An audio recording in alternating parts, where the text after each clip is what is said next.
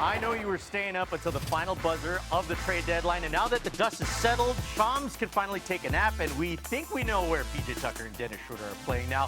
Let's break down the top 5 fits for those new pieces for this season and this season alone. We're talking about the immediate impact on their teams. At number 5, I'm going to go with the Cleveland Cavaliers picking up DeAndre Hunter.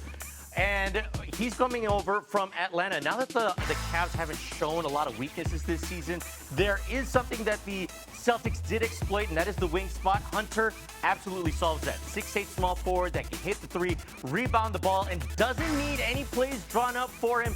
You can take that any day if you are Cleveland. At number 4, you got Jimmy Butler to the Golden State Warriors. The Dubs get the hardest competitor in the league, one of them at least, something that has been missing from them lately. However, Jimmy is averaging just 17 points per game, the fewest in his Heat career. He's on the tail end of 35, and he got a 2-year extension. What he doesn't have a lot of are games with multiple threes. In fact, over the last 3 seasons, he's only made 3 or more threes in a game 9 times.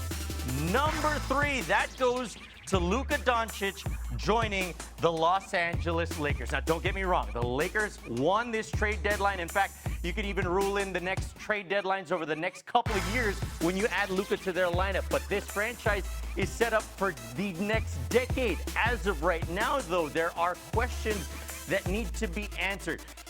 If there are 2 players, though, that can figure it out on the floor together, that is Luka and LeBron. All I'm saying that right now, out of the box, it doesn't really look like a championship contending team.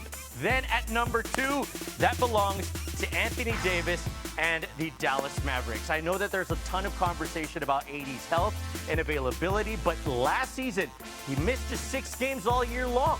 This season, before his abdominal strain, he said he sat out just 3 and is expected to come back soon. So this slides AD into the position that he believes he was put on planet Earth to play, power forward. He has a clear lane now that LeBron is not there, and one of the best creation point guards in the league setting him up. It reminds me of that Jason Kidd, Dirk Nowitzki pairing back in the day.